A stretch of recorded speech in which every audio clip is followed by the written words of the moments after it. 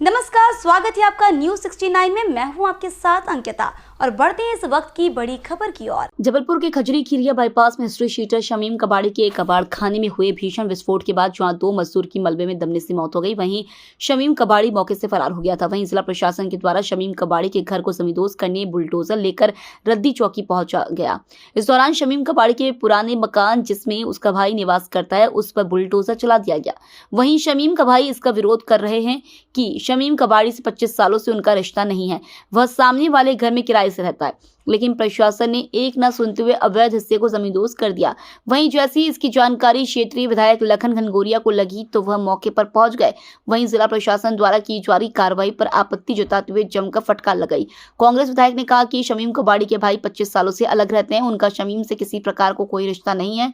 थाने में शमीम के भाई के द्वारा कई रिपोर्ट दर्ज करवाई गई है। ऐसे में शमीम के भाई का घर तोड़ना बिल्कुल असंवैधानिक है। वहीं काफी देर तक हंगामा की स्थिति बनी रही, जिसके बाद प्रशासन की टीम मौके से रवाना हो गई। वहीं कांग्रेस विधायक लखन घनघोरिया ने कहा कि जिस प्रकार से कार्रवाई की गई है वह अनुचित है, इस पर कार्रवाई होनी चाहिए। जबलपुर से न्यूज 69 के लिए वाजिद खान की रिपोर्ट। आप तो थे नहीं, अभी तो आप वही। अरे हम लोग सब आपने बोला सर, आपने बोला मेरे सामने बोला सर, आप बच्चों को डालो गाड़ी में। सब बोल रहे हैं, आपने बोला गाड़ी में डालो, ये सब बोल रहे हैं। आपने बोला सर, सुनेंगे आपने बोला मैं गवाह हूँ। आपके अधिकारों के लिए नहीं कि आप कुछ भी करो, आप व्याप्ति करो, इसके लिए नहीं। आपने बोला सर, आपने मेरे सामने बोला, मैं तो खुद लगा रहा, मैं पड़ोसी हूँ उनका। ये इतनी सी बच्ची कह रही है, कह रही है आती जाती रहती है। कॉन्स्टिट्यूशन में इतने साल पहले था गया तो उसमें से एक राइट नहीं दिया। हमारा घर तोड़ने से पहले मैं नोटिस देना चाहिए था, मैं कुछ नहीं दिखाया। मैं बोला कि आप घर से बाहर आइए, गाड़ी निकालिए, हम सब दिखाएंगे, लेकिन हमारा पूरा घर तोड़ के रख दिया। उसके बाद भी कुछ नहीं बताया।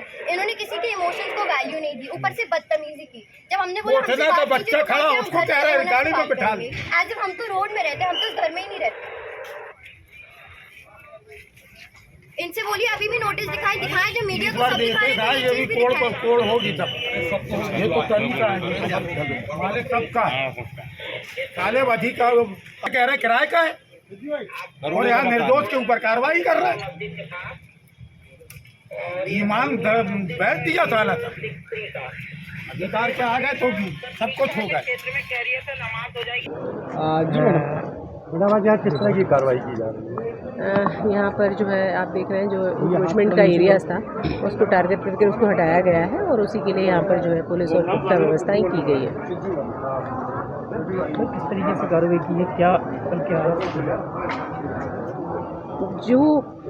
जो आप देख रहे हैं इंक्रोचमेंट जितना भी एरिया का पाया गया था उसी पर कार्रवाई की गई है यहाँ पर।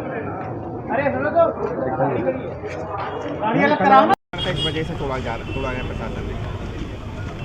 प्रशासन को इतने वर्षों के बाद अब अतिक्रमण दिख रहा है। चुनाव आचार संहिता की दायरे के बाद प्रशासन का अंधापन था।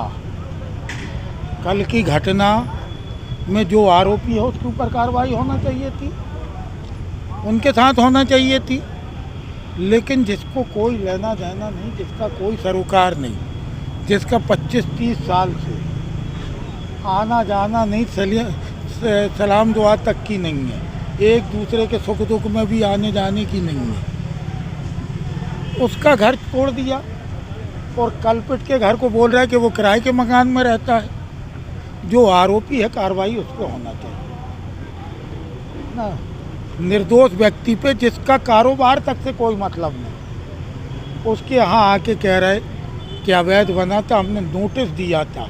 नोटिस कब दिया था? 22 तारीख को। मतलब ये अंतर्यामी थे, इनको मालूम था 25 को विस्फोट होगा, 22 को नोटिस दे दो, फिर विस्फोट रोक क्यों नहीं लिया?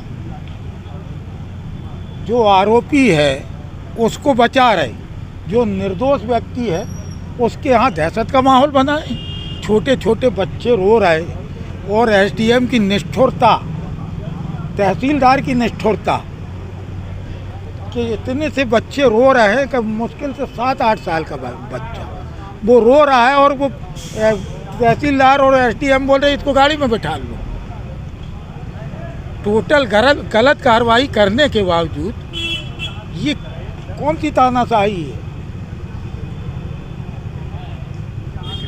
तो ये आरोपी को पकड़ो, हम लोगों का कोई उसमें किसी प्रकार का किंतु परंतु नहीं है। आरोपी के ऊपर कार्रवाई होना चाहिए, जो जिस जहन्नत का है उसके ऊपर उस हिसाब से कार्रवाई होना चाहिए। लेकिन जो व्यक्ति शराफत से जी रहा हो, जिस व्यक्ति को कोई लेना देना नहीं, ये आपके बस में नहीं है कि आप कहाँ पैदा हो, आपके बस में नहीं है। यदि आपका पारिवारिक परिवेश गलत आपको लग रहा है, आपने घर छोड़ दिया, 30-35 साल हो गए और हर थाने में रिपोर्ट है एक दूसरे के खिलाफ की। तो पुलिस प्रशासन यदि आया तो अपनी गिरवान को तो झांक ले। आपके पास IB, LIB सारे गुप्तचर विभाग हैं, आप पता कर लेते हो तो हाजी सलीम का कितना सरोकार है, कितना लेना देना।